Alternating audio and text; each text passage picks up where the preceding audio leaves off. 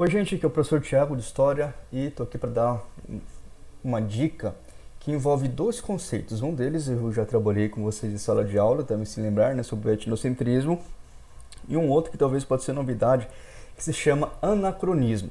Tá? Não é um conceito fácil assim de se entender, vamos tentar ver pelos exemplos se consegue entender.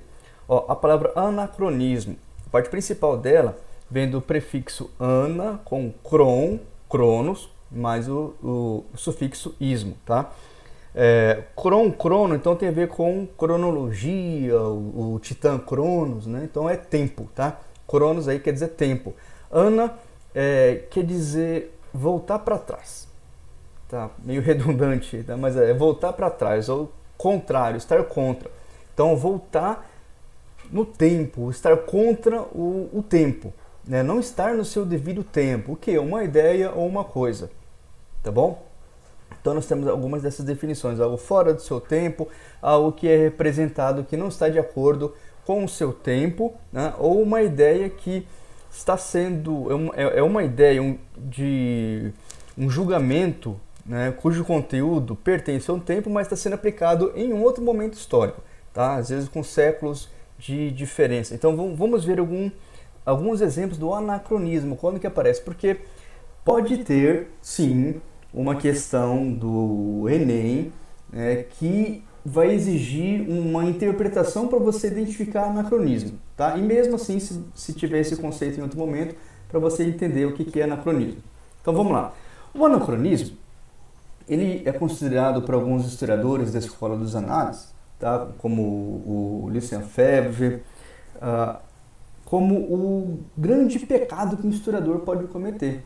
Tá? Ou que um amante da história, um estudioso da história pode cometer, que é analisar o passado, julgar o passado, né, por meio dos seus valores da contemporaneidade. Isso pode trazer problemas. Mas também tem outros historiadores que falam que, olha, essa pretensão assim de pureza, né, de você conseguir diferenciar totalmente aquilo que se dava no passado, né, os valores do passado, o significado do passado com o valor atual, isso não consegue se atingir 100%, tá? Então, logo de cara nós temos essa divergência. O anacronismo é um pecado ou é um delito, algo que a gente convive, tá?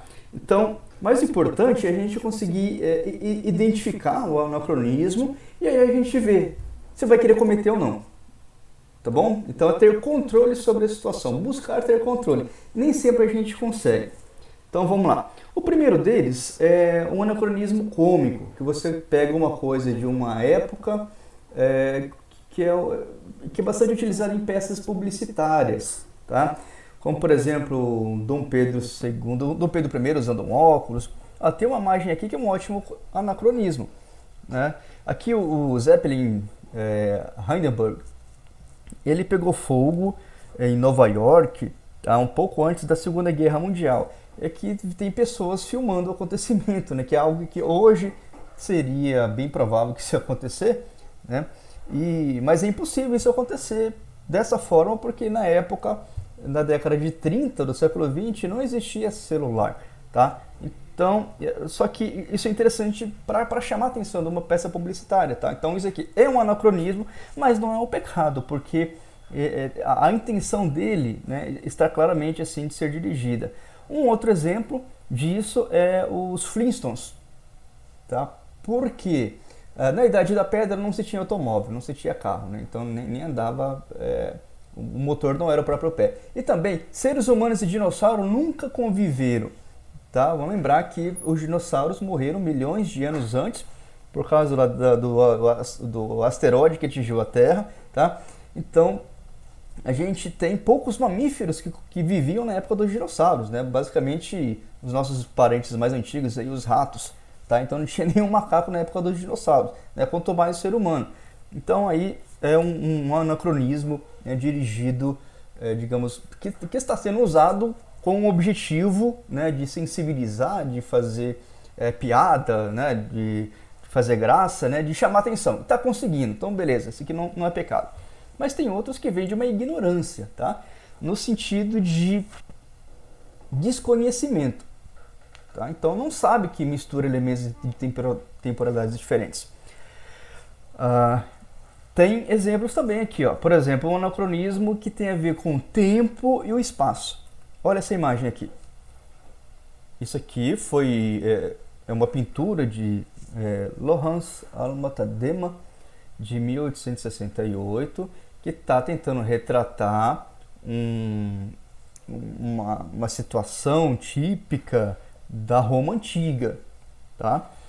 E aí você tem personagens com as túnicas, né, que realmente tinha na época dos romanos, né, de modo muito parecido, mas tem um problema aqui, que vai ser o cacto. Ó, o cacto, essas plantas, o cacto, o agave, que é uma coisa do México.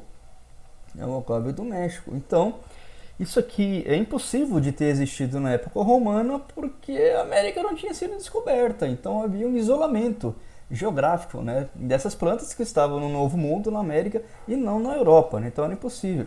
Uma outra coisa que a gente pode imaginar que seria também um anacronismo é antes de 1500, ou vamos colocar aqui, ó, na época dos romanos fazia polenta. Tá, alguém fazendo polenta, servindo polenta. Tudo bem que é uma comida típica da Itália, só que o milho ele é americano. Então depois da descoberta da América, que o milho foi levado para a Europa e aí se tornou, né, um alimento típico dos italianos. Tá? Então seria mais um anacronismo também, para exemplificar. Bem, e nós temos conceitos também que são anacrônicos, porque as palavras mudam de sentido ao longo do tempo. Tá? Então, por exemplo, amor hoje não é o mesmo amor, né, no sentido de amor de 200, 300 anos atrás. E também a própria palavra, ela surge em um dado momento no tempo, né? Então, existe até sentimentos que hoje que as palavras até perderam o sentido, que a gente não sente mais, né?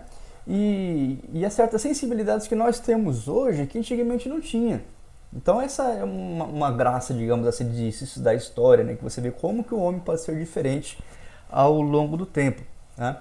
E um conceito aqui que eu estou tentando me lembrar por exemplo, a ideia de igualdade entre os homens são iguais. Então hoje que parece que é algo normal, que todo mundo entende, mas há alguns séculos atrás não era essa a ideia, né? Tanto é que existia a escravidão, né? E foram surgindo conceitos como a ideia de empatia, né? Se colocar no lugar do outro, tentar sentir o que o outro sente, né? Para você daí tomar uma atitude, tá? O altruísmo também são conceitos datados, né? Então a própria ideia de humanidade ela varia bastante ao longo do tempo, tá? Bem, vamos ver alguns conceitos aqui também, que pode remeter o anacronismo. O conceito de liberalismo vai estar surgindo naquele contexto do iluminismo, e vai ser a palavra da moda do século XIX, tá? Mas hoje a ideia assim, do liberalismo, ser liberal, foi cooptado aí por ideologias conservadoras, né? A ponto, por exemplo, você tem grupos políticos, né, que se colocam como liberais, né, geralmente da direita como liberais, e a esquerda como progressista. Tá? Então o liberalismo hoje está associado a uma ideologia conservadora, né, e não progressista. Mas se a gente pegar o século XIX, ele estava rompendo com vários conceitos, atitudes do antigo regime, do absolutismo. Tá? Então teve uma época que ele foi renovador, tá? Que ele trouxe, né, a ideia de liberdade, a ideia de ter uma constituição, de ter lei, né? A ideia de um Estado de Direito, né? Foi algo defendido pelos liberais, né? Então ele já foi muito progressista, né? E hoje já tem, digamos, ideologias, né, que cooptaram no sentido mais conservador. A palavra burguês. A palavra burguês, o próprio Marx vai utilizar burguês como sendo o burguês, alguém que é dono dos meios de produção, né? Então o burguês vai ser o patrão, vai ser a pessoa rica. Mas quando surge a palavra burguês, significava que era morador do burgo, né? E o burger era é cidade, né? Significa cidade para os germânicos, tá? Então veja como o conceito burguês. Qualquer um que mora na cidade é um burguês. Se desloca, esse conceito se desloca, então, para uma categoria economicamente abastada, tá? Então veja só essa historicidade, essa mudança, né, que nós temos que tomar atenção, né, prestar atenção para ver se qual é a aplicação mais correta. Bem, e nós utilizamos algumas classificações atualmente, que é de modo mais ou menos intencional, tá? Mas que nós temos que tomar cuidado, porque as pessoas que viviam na Idade Média, elas não deram esse nome de Idade Média, tá? Pelo contrário, eles viviam no tempo deles, no tempo presente, tá? Na Idade Contemporânea. Então foi depois que os renascentistas e iluministas vão dar esse nome de Idade Média, tempos medievos, como algo pejorativo, algo ruim, tá? Então, quem vivia na Idade Média não falava que vivia na Idade Média, Idade Contemporânea, né? Muito menos o Antigo Regime, tá? Que está associado principalmente ao absolutismo monárquico e à servidão, tá? Aos privilégios da nobreza. Então, isso não era um termo, né, que os contemporâneos utilizavam.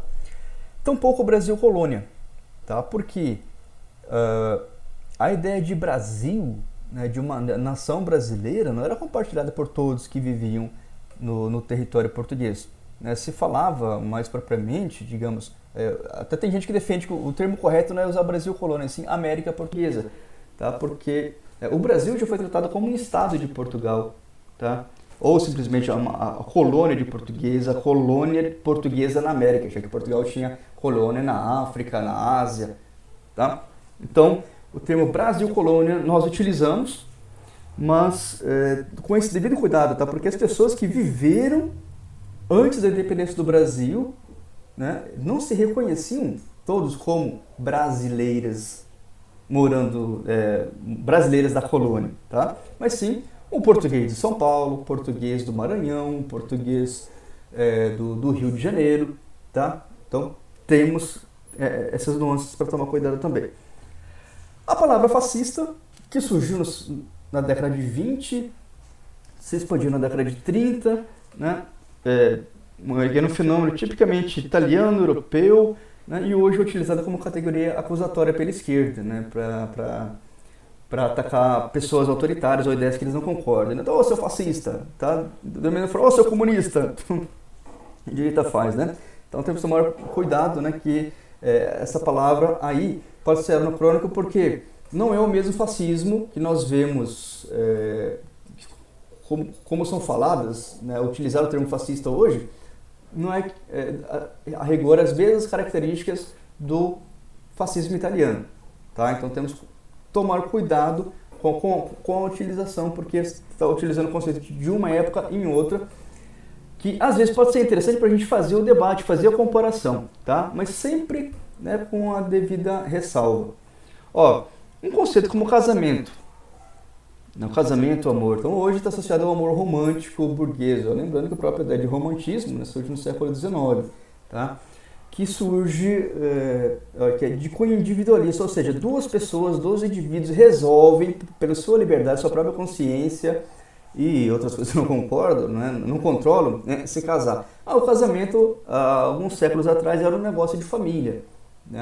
As famílias se combinavam, então casa e depois aprende a gostar, né? Se der certo, gostou, se não, respeita e vai vivendo, tá? E o que mais? Crimes também se tornam anacrônicos, acho que não é um crime, né? Às vezes a conduta, tá? A conduta pode se tornar anacrônica, e o crime também, né? Porque, vamos lá, a ideia de matar a mulher que traiu o homem, né? Antigamente isso era defesa da honra, tá? Então, era aceito matar a mulher que traiu o homem, hoje não é mais. E como também tem um crime que deixou de existir, que é a traição. A própria traição era punível, né? Se pular cerca. Então tinha no regimento, nas leis brasileiras, né, uma punição para quem traísse. Então isso também deixou de existir, tá?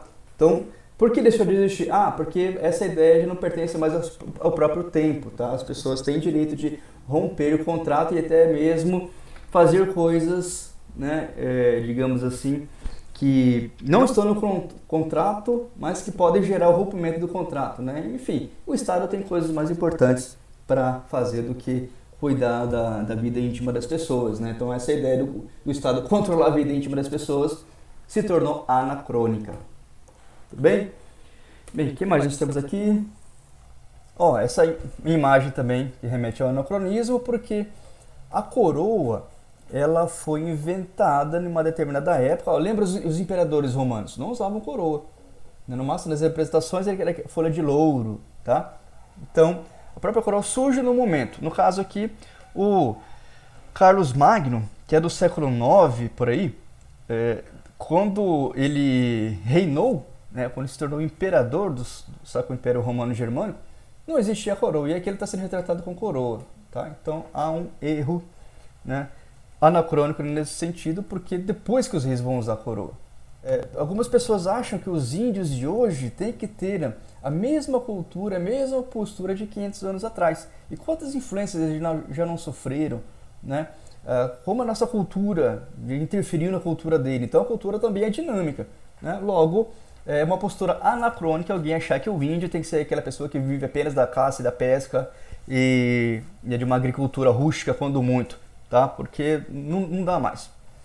Essa linha também é etnocêntrica porque está focado na Europa, tá? Mas mesmo assim, veja, você percebendo as limitações, né, nós podemos utilizar uma ferramenta, né, didática como a linha do tempo, mas claro, sempre fazendo as devidas correções, tá bom? Então, vamos lembrar a questão do etnocentrismo, é algo que certamente vai cair uma questão, né, envolvendo, né, desde esses elementos aí da pré-história, exemplos que eu coloquei com relação aos indígenas, que acontece bastante hoje, né? Falar, os índios são preguiçosos, são vagabundos, não gostam de trabalhar, mas também quem fala isso são pessoas que não conhecem minimamente a cultura, a história dos indígenas, tá? E tem coisas que podem também nos espantar, porque veja a questão do véu islâmico, o hijab, tá? As mulheres da Arábia têm que usar o véu, né? Isso é algo ruim, faz parte da cultura machista, né? Elas estão sendo oprimidas. Mas peraí, isso daí não é uma ideia individualista, burguesa, etnocêntrica do europeu?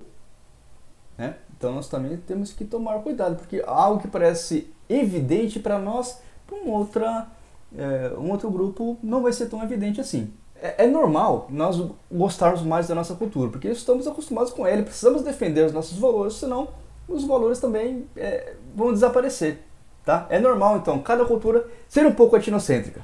Tá? É normal. Mas temos que tomar esse cuidado, né, fazer esse exercício quando comparamos com outras civilizações, né, com outros povos, para não projetarmos os nossos valores e colocá-los em situação de inferioridade. E a gente como sendo os superiores. Tudo bem? Então essa é a dica de história para vocês. Valeu!